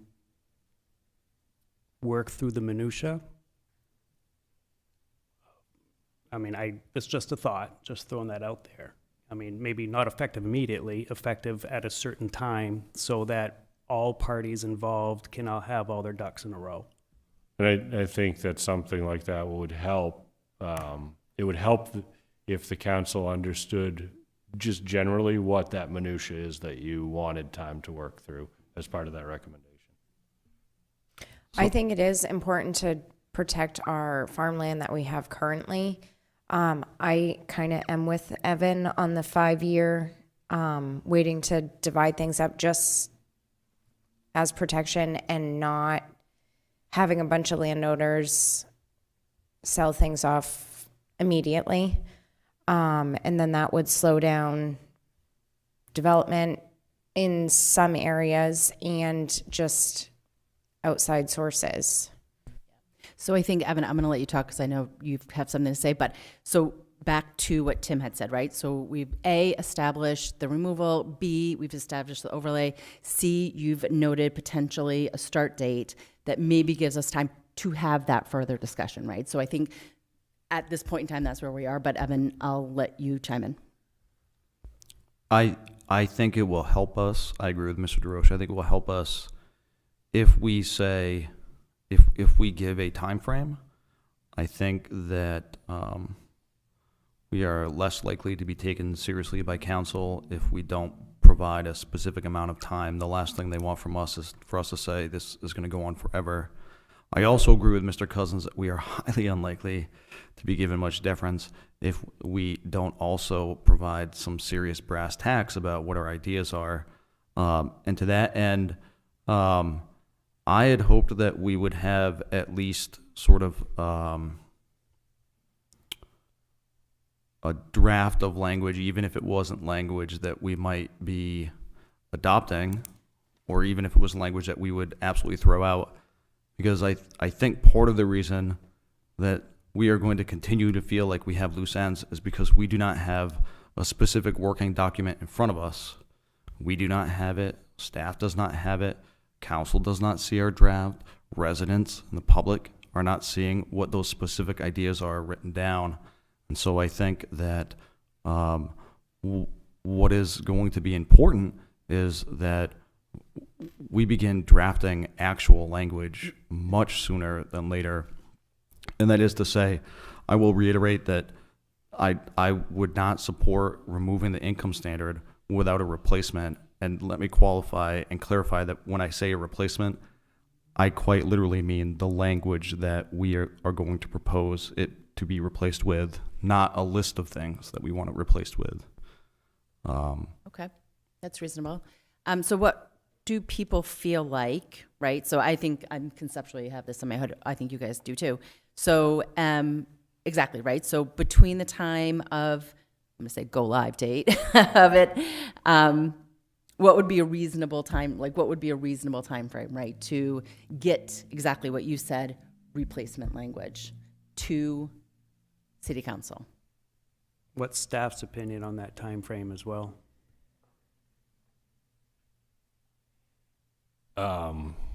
We certainly haven't had enough time right now, in my opinion, to get to a final draft. That's clear.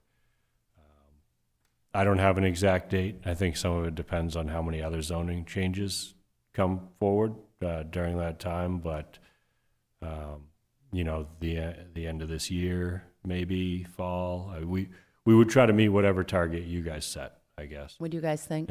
And we could start to shell out a draft that could be part of the public hearing for the next meeting. That might not end up being a final draft at that meeting, but at least it gives you some parameters. And if we were to do that, I would, having a start date, if you gave us some guidance on what to include in that draft, I'm hearing we would identify what resources are to be avoided in the area that would be open for development. And then the 5-year, one split per 5 years limitation could be part of that draft. Would 6 months be adequate timing? It gives us a lot more time than we have right now. So yeah, it's. What does everyone think? What do you think, Tim? What do you think, Tony? You said 6 months. What do you think, Evan? Yeah, I guess I worked with Eric in drafting ordinance several times over the years, and there were some we were able to do in a short period of time, and there were some that took quite a bit of time. But I would say minimum. Okay, so worst, I would say minimum 6, and then we could always overachieve potentially and get it done sooner. What do you guys think? It sounds like if we're going to overachieve, maybe we go 8 and hope that we bring No, it in do sooner. 6 and we overachieve and deliver it in 4. Right, but I heard Evan say that sometimes things take a lot longer. So I guess I would defer to the city as to whether or not they think if we said 6 months, that would be a realistic target. I think it depends how many changes we have when we start with a draft, but I would say 6 to 8 months is probably realistic.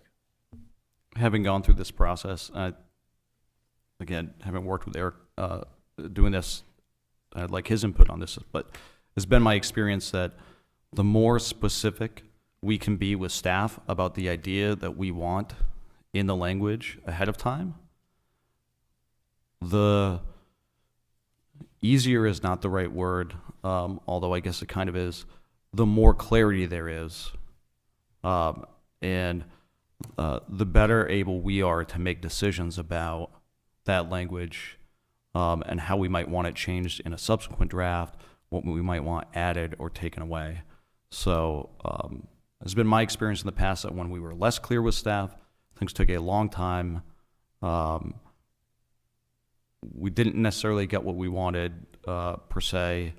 When we were very clear with staff, or more clear with staff, or more specific, it seemed to help staff because they were not trying to read our minds, but it also helped the process in general from our point of view, from staff, but also with regard to public input, because then public was also able to see a more specific idea and comment on specific ideas, which is something that's going to occur as we go through public hearing as well. Perfect.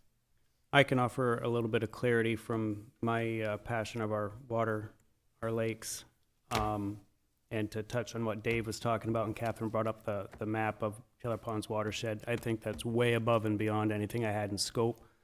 And to touch on Evan for clarity, my perspective of open spaces, and I think it would also envelop conservation of wetlands and animal species, is regarding Taylor Pond, line of sight from the water. So I feel like staff, do you have some clear outline of next steps on what we need? Yeah, I think we have a lot to work with that Perfect. we can put together for the public hearing. Great, excellent. Okay, so if everyone is good, I think that we need to move on to the next item, which is the removal of the strip zone limitation. So I heard, John, what you had said, that maybe I heard it loud and clear, maybe I didn't need to hear it so loud and clear, but City Council wants real direction on this. Is that what I'm hearing? That's correct. Okay. Just didn't want to lose sight of it with this No. discussion. I'm so with you. That's why I started out saying we have two items to discuss, and obviously, the bigger piece of the pie was that ag zone, but then the other is the strip zone. So I know that some of us have visited this before in the past. I think it's not, yeah. So I'll just pause and say, do you want to give a quick, brief overview for some of the newer folks, or? I'd appreciate that. Okay. I have being an associate member, being new to the exposure, can staff briefly share pros to eliminating strip zone, cons? I think that the residential strips over time have really been a compromise that was arrived at, much like what we're talking about doing now for expanding growth into the ag zone. They're not, they recognize the existing homes along existing frontage. They're probably not the best way to grow into areas that don't have existing houses on them. They're not an efficient use of land, but they do allow for use of existing road frontages. The comp plan has some really specific criteria adopted in 2010 that remain in the current comp plan about when the city should consider extending residential strips. Really, if you, I say you as a board and the city council as a group, if the city decides to eliminate the income standard and allow housing, then essentially you've eliminated the limitations of the residential strips. In my opinion, wherever that happens, you've now eliminated the requirement that the house be located within 450 feet of the road, if you're allowed to build in what was formerly ag zone. Because really that limitation is just that the depth is 450 feet, and behind that is ag zone. There was a time when most of those strips were 750 feet deep. I think most of them, when they were initially adopted, were 750 feet deep. And we started to see that was, before my time here, but I'm going back into the history, is we started to see that 750 feet deep was enough to motivate some people to build short, new public streets, then create subdivisions.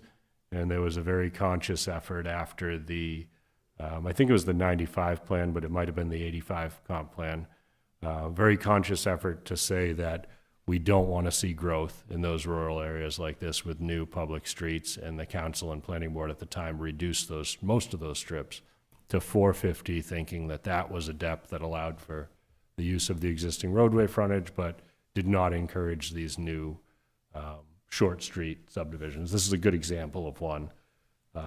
Partridge Lane, 750-foot depth, motivated a property owner to create that subdivision. It's a nice subdivision, but they decided they didn't want to see that type of growth throughout all of the residential stripped areas.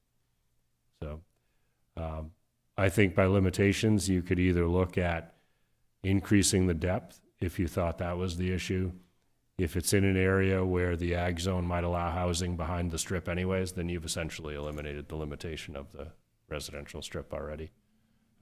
Or you could look at areas where you could extend a residential strip further along a roadway. There's certainly some roadways in the city that meet the criteria in the comp plan. I think some of them were removed from the future land use map because when they were proposed as recommended by the Comp Plan Committee and the Planning Board in 2010. When we went to council public hearings, there was a lot of public opposition for extending those strips in some places, and the council decided to pull that from the comp plan.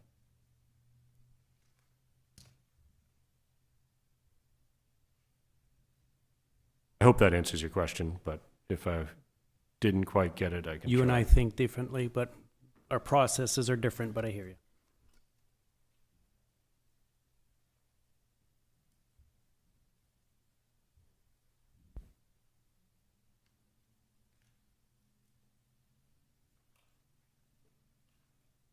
Yeah, unless the board's had some specific ideas about they should all be deeper or shallower or longer along existing roadways, then there's probably not much feedback for that one, but that'll have to be part of your recommendation. Yeah, so the question is, City Council wants us to provide a recommendation on the removal, and then you're providing other suggestions, right?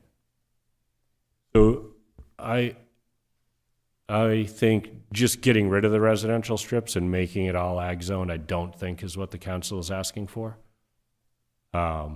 Would you, so I thought it was removal of the strip zone limitation in rural residential and low-density country residential. So are you saying if you remove the strip zone, you actually change the zone?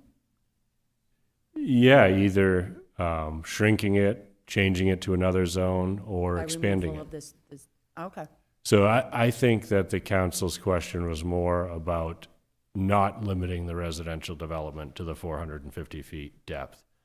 That may be something like, this is one example, instead of limiting it to 450 feet, this would move that residential boundary to the rear of every parcel line. Creates a pretty irregular map.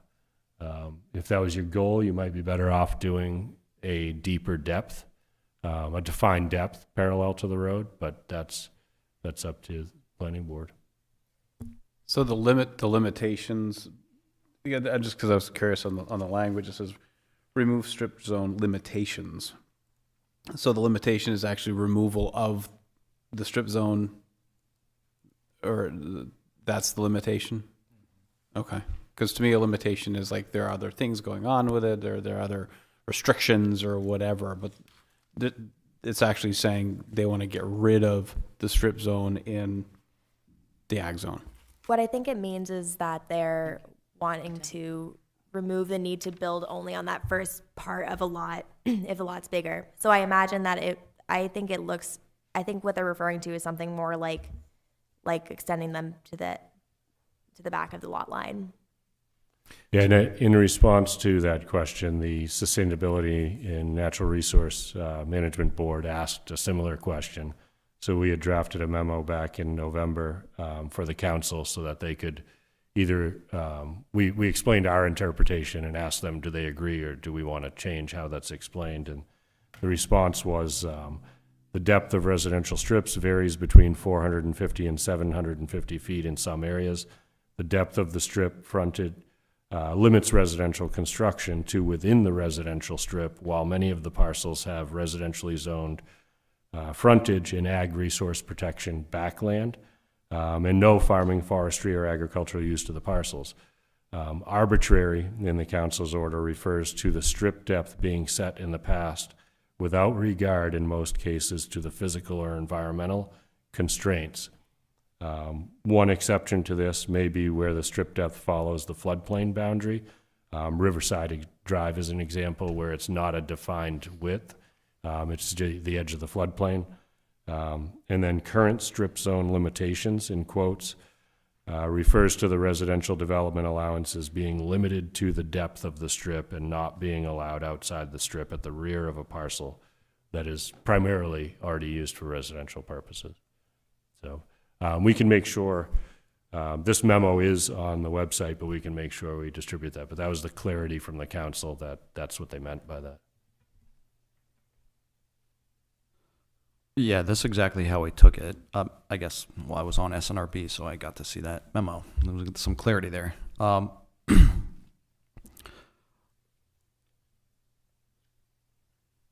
I think it's sort of an interesting concept, though, because if the planning board quite literally just, what was it, last year? Forwarded a recommendation to city council that it be extended to 750 feet or the rear of the lot line, whichever was less, and that extension not pass over public roadways. And that was rejected at the time.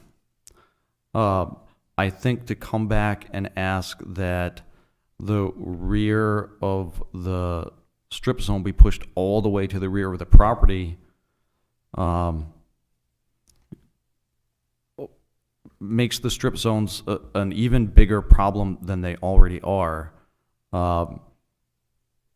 You're going if members of the board are worried about sprawl on 1 house per 10 acre, then opening up all of this land to 1 house per 3 acre, or 1 house per 1 acre in some circumstances ought to sort of really raise an eyebrow. So I'm not speaking for the board, but based on what some folks have been saying, it sounds like this is not something people are gonna be into if they're worried about sprawl. I also think if we're talking about the ag zone, staff made it very clear, if we, depending on the recommendation that we send forward for the ag zone, it just may not be prudent to change the width of the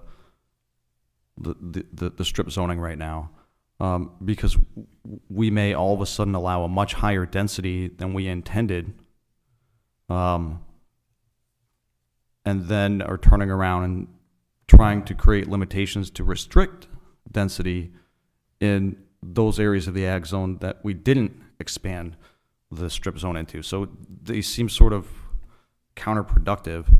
And I think that it's clear that council's objective here for this, with the strip zones, because of the high density, is quite specific to building houses.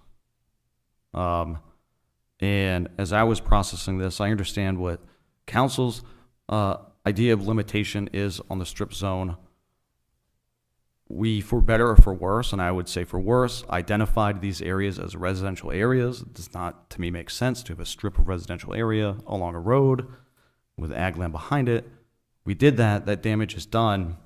And to my mind, trying to kill 2 birds with 1 stone, if I am trying to take pressure off of the ag land, which we are considering changing the income standard for, and we are trying to promote residential homes where there are residential homes, and we're looking at the rural parts of Auburn, to me, the only change that makes sense, and I'm not sure it's even within the scope of what council's asking, is to eliminate low-density country residential. Not to eliminate, but to change it to rural residential, so that way you're encouraging homes to be built in the residential strips that we've already decided are residential growth areas to begin with. But beyond that, I'm not sure I'd be in favor of pushing lot lines back. So there's my very long soliloquy, and I'll sit back for a while. Yeah. So if you push the lot lines back, you end up with the cul-de-sacs, which are expensive to maintain. We did end up with some of those when they were 750 feet. So it brings it back to, instead of all-encompassing change, zoning specific areas for the growth rather than just changing everything that's already in a strip zone. Yeah, that really allows you to meet some of the housing demand, but in a more... It's just a house every 3 acres or something, and which is also difficult to maintain.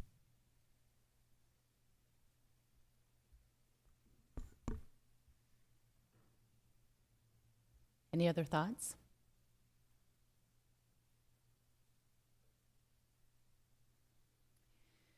So Evan did have a good, Evan. You know, I liked what you said about reviewing the ag zone and having, I'll paraphrase, unfortunate unintended consequences should both of these, or eliminating the strip zone and having unintended consequences post our review of the ag zone. So, could we provide a recommendation to City Council that we would take this item back up after we have resolution to the ag? Yeah, or, your recommendation could be that you not change the depth of the strips and you wait and finalize the ag zone. That certainly could be it. I think you should make a recommendation to them that they can work with, but that certainly could be the recommendation. Okay, keep the recommendation as is, and then revisit after that. I'm just trying to brainstorm here, so if anyone has anything else. Yeah, I think what Evan and Stacy brought up about there being unforeseen results from previous decisions, I think letting the ag zone thing shake out before we address the strip zones might be the most logical and responsible way to go.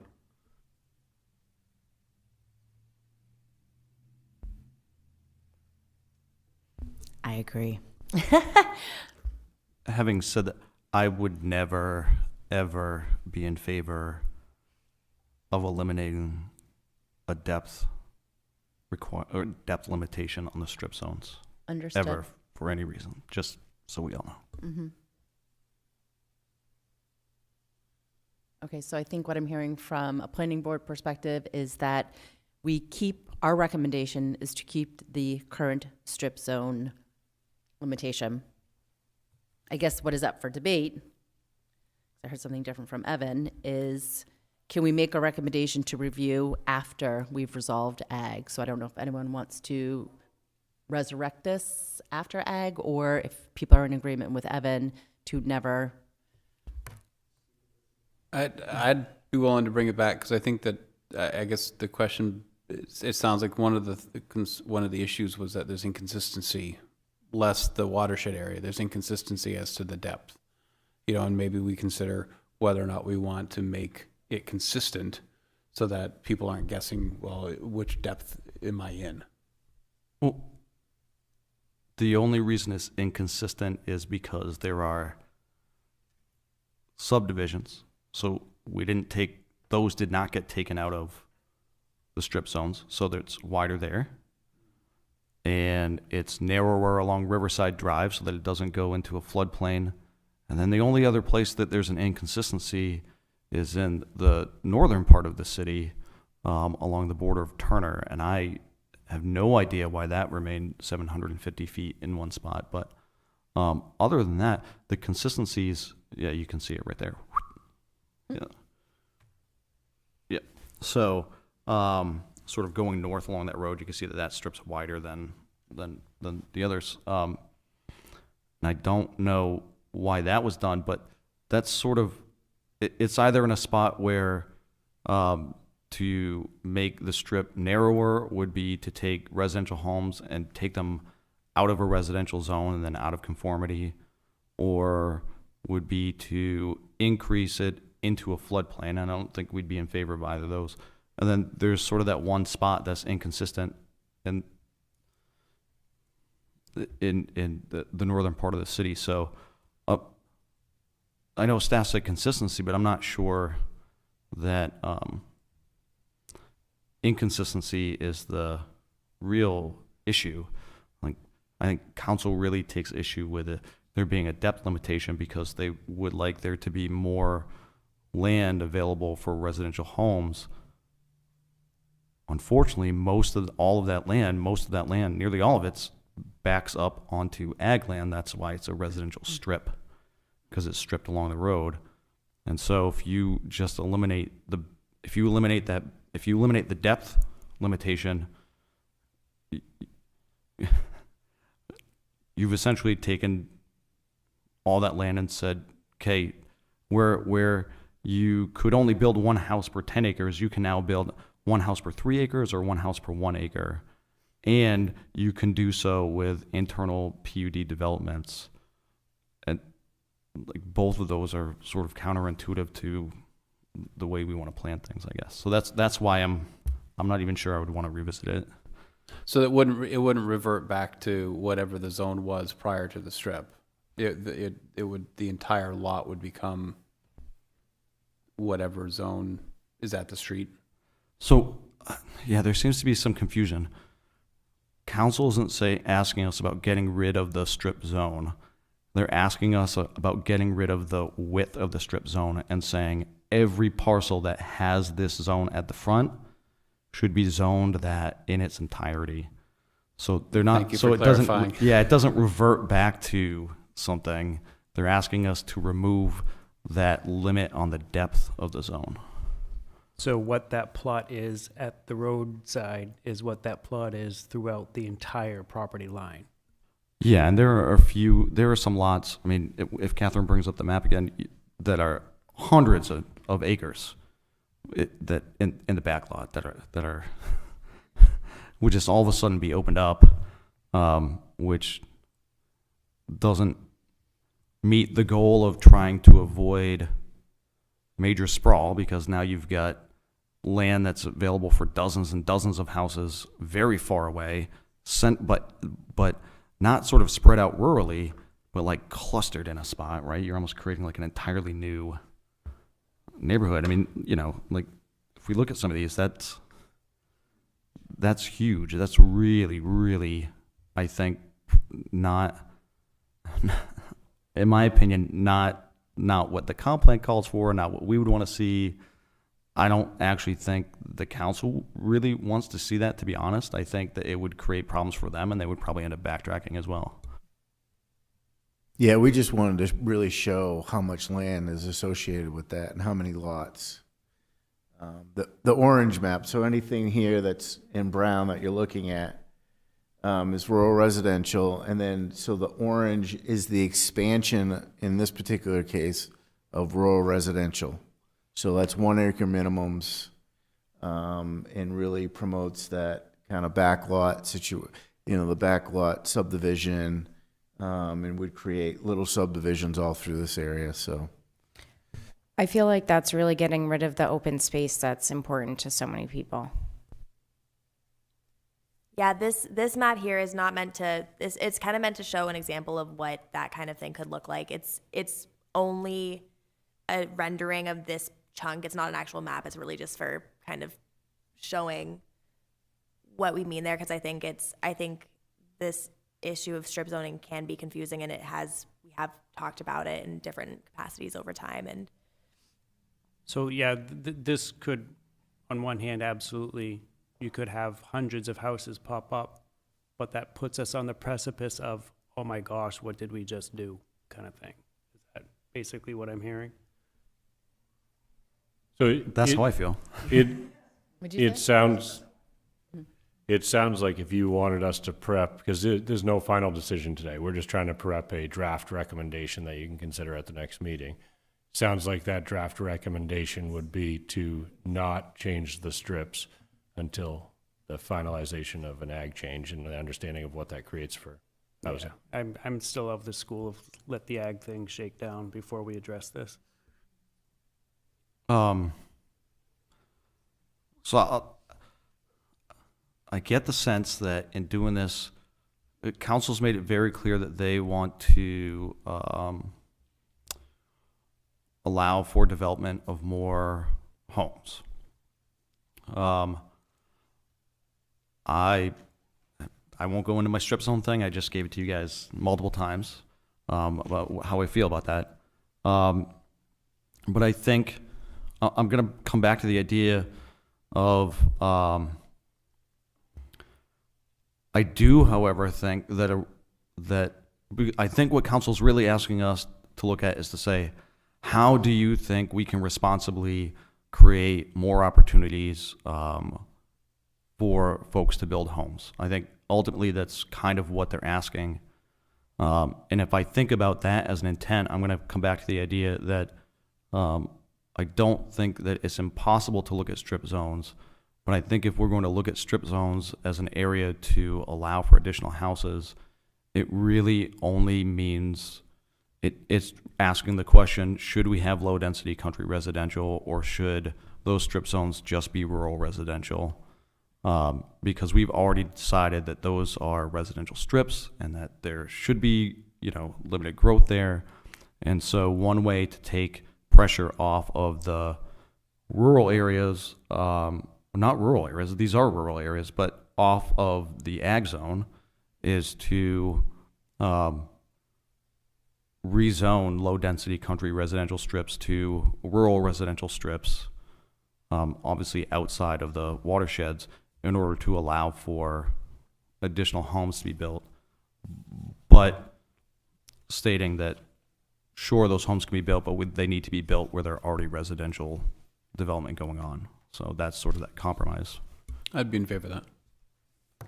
Okay, but to that end, giving you a recommendation, it would be to keep the current strip zone as it is, and then review post-ag resolution so that we can have further this discussion that we just had. Right? We can write that up for you for the next meeting. Perfect. Great. All right. So we good to move on? All right. So the next item is miscellaneous items. We have upcoming agenda items, also discussing adding additional special meeting in March. So my question for staff is, due to the agenda that we have on the 14th of March, we have to bump the ag zone discussion. We were going to, right, to sometime in March. With the conversation around drafting language, 6 month, are we still beholden to that 3/20 date from City Council, or do we have a little bit more room to? So the council gave us the deadline. That hasn't changed. We absolutely cannot do everything that's going to be expected of us as staff and the board on the 14th. So we could look to the following week, or the 28th was the last Tuesday of the month. It doesn't have to be a Tuesday. If you want these maps and everything prepped 14 days before that public hearing, then I don't think we can do that much before the 28th, to be honest with you. I mean, that's going to give us 2 weeks to do all that prep work and make sure we've hit the mark. Well, and I can say this too. I am not available the week of the 20th, and are you available the week of the 20th? So that would bump us to the last week in March. So we wouldn't necessarily be able to meet exactly the 3/20 deadline, but we'd be close to it, underachieving, as opposed to overachieving this last one. I thought that was funny. Yeah, and I can't speak for the council, but I think that at a minimum, we'd want to, based on the decision to do this, we'd want to give them notification of Sure. the workload and why that was done. But we might fail to meet it by a week. Do you have something, Evan? I hear staff, and it's a legitimate concern. I just think about some of the things that have happened in the last couple of years, and I think that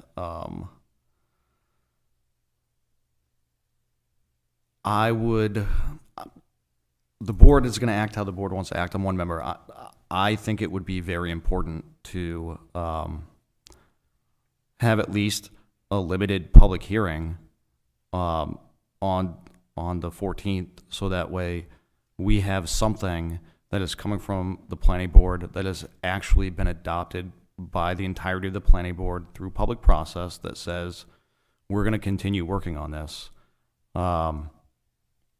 Without that, what we're telling council is that, A, we missed your deadline. We're going to talk about it next week. And, we might tell you we need more time, and we might specify how much more time. And I think that, I just think that that's not going to be best for us in advocating for what we want with the council, I guess. So, I mean, we could do a second meeting the week of the 14th and hold a public hearing on the elimination of the income standard. But we can't have maps ready and all the other That's text what I was ready hearing, 14 too. days Yeah. before that. So that's what I was hearing too. It's our recommendation that we provided and the work that staff has to do to then be able to move it forward. So I feel like we could work with staff to give a message to City Council that based upon having to realign the agenda with a more pressing agenda item, then moved this one to a later date. And so it's not like we missed our deadline. It is something else came that takes precedence over this. And when we looked, and I had this conversation with Eric, so from an agenda standpoint, you know, what are deliverables that we have to meet and which ones can we have a little wiggle room? And this was one of them. So, yes, it's not the 20th. Yes, it's, you know, if we could do something for the 28th. But I'll stop talking and see what everyone else thinks. So we could do a second meeting the week of the 14th. It just wouldn't be that the draft maps and the text could be, could have a public hearing that night. They could still be part of your recommendation on the public hearing about eliminating the ag standard, but they couldn't be officially, they wouldn't have gone through an official public hearing. They would have to come back to you if the council agreed with your recommendation. So I appreciate that, right? So it would be hearing from the public, but yet it would be hearing, it would almost be like a workshop for the public, right? On our workshop, right? And so once we get from you, or, you know, the maps and the language, then that is what we'll say to the public and say, this is what we came up with. Like, can we have a conversation about this? So I feel like from the interest of time, I would rather hear from the public truly on what our recommendation is, not on what we workshop today. But I welcome thoughts. I agree with Stacy.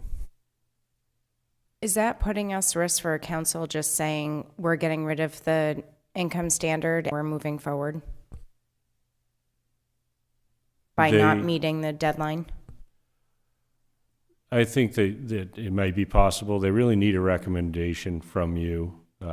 They could say, you know, your recommendation's negative because you didn't meet the deadline. I think if we're close, then we can. They'd rather have a recommendation that gives them some guidance, I think, than nothing, even if it was 7 days late. Okay. So what do people think about a meeting? I know that you're not in favor of it. We do need 4 members. I'm not in favor of the meeting.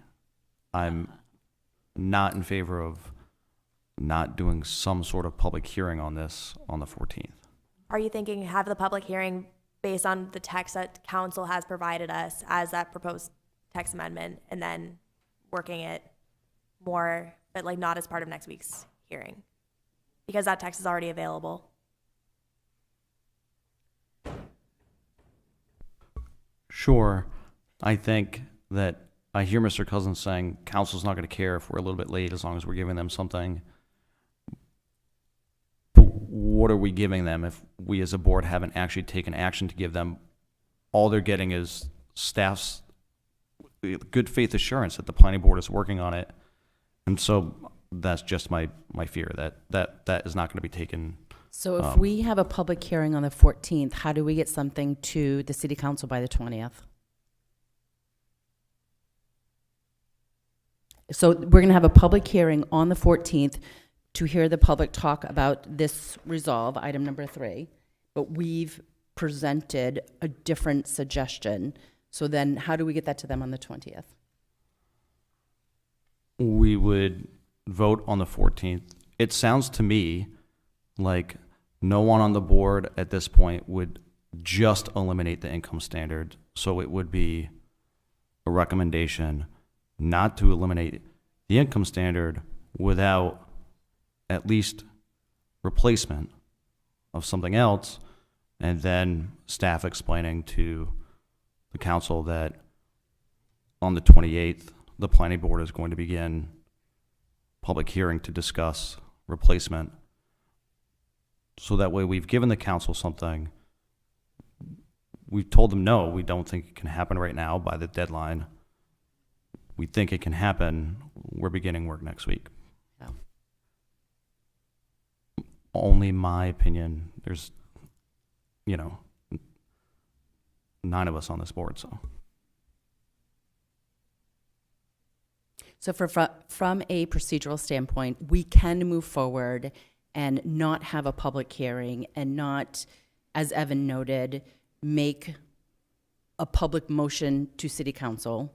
We can have a special meeting on the 28th.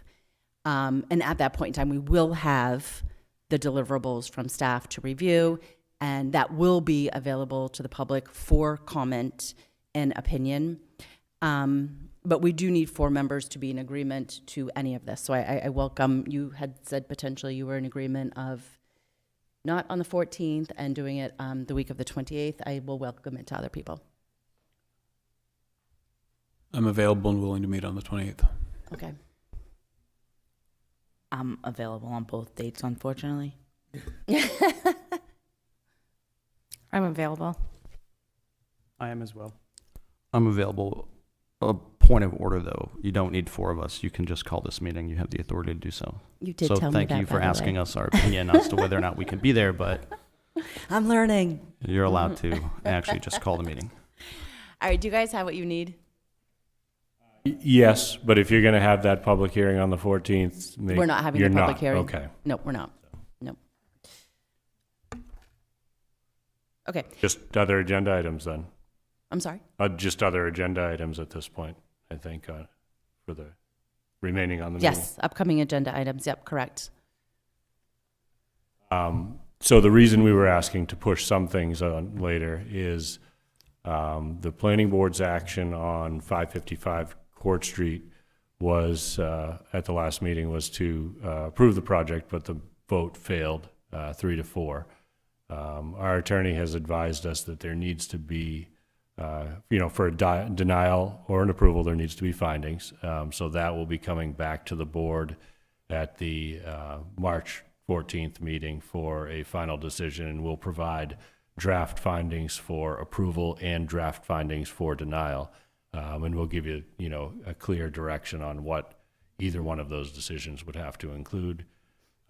You have a 21-unit apartment building on Center Street for public hearing and site plan review. You have Auburn Suburban Little League Baseball and Softball for site plan review. You have an ordinance change related to cemeteries minimum lot size. There's one more, isn't there, for? Yeah, there